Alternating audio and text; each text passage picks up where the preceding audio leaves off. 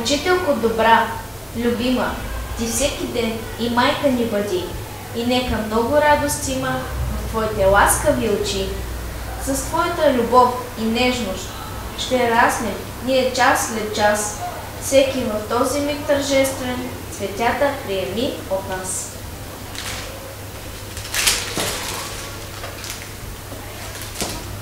Госпожа Мили Николова е главен учител в нашето училище.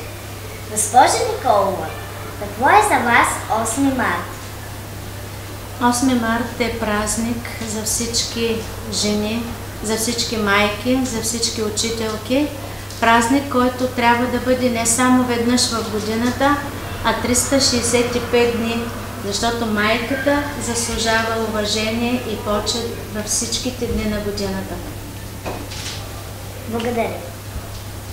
Вашето пожелание към всички жени в средно училище Пейо Яворов.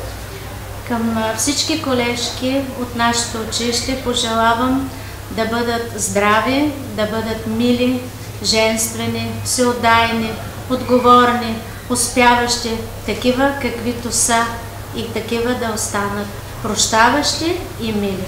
Благодаря ви. Хубав празник. Благодаря ви аз. Днес жената има водеща роля във всички сфери на живота. Тя е учител, инженер, икономист, юрист. Разговаряме с госпожа Стела Динчева, председател на Обществения съвет в Средно училище Пейо Яворов. Госпожо Динчева, честит празник!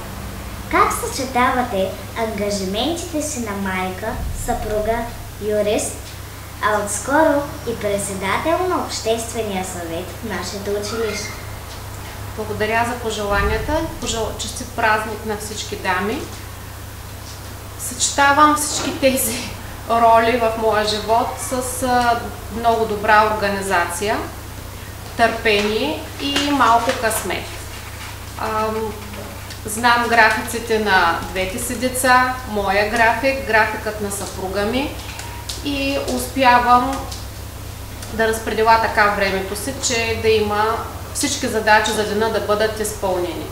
Естествено, понякога графикът се обърква, но с съобразителност, бързина и малко помощ, естествено, успявам да изпълня всичките си задачи за деня. Благодаря ви. Вашето пожелание за празникът?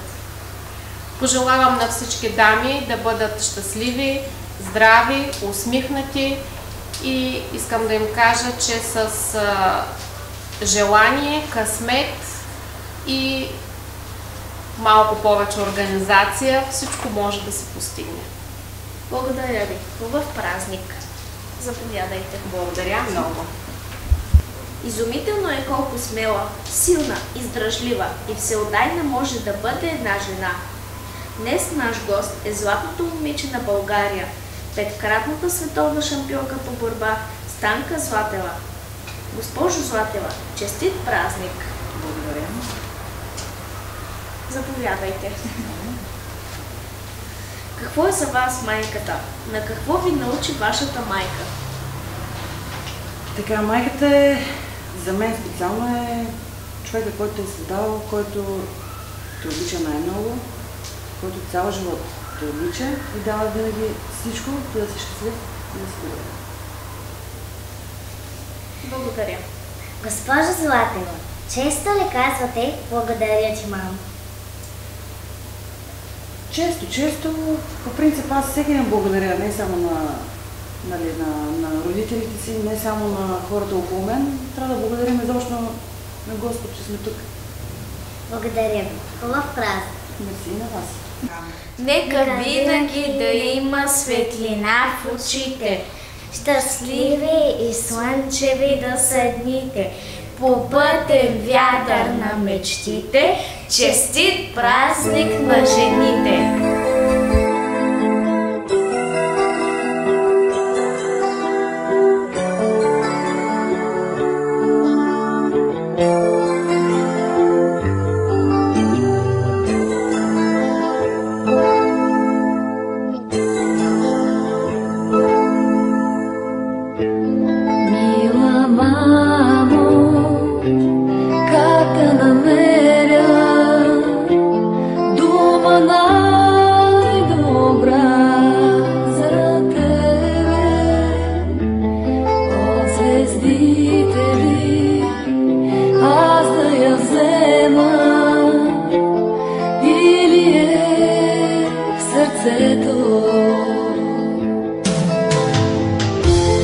твоите сълзи под очите не върши.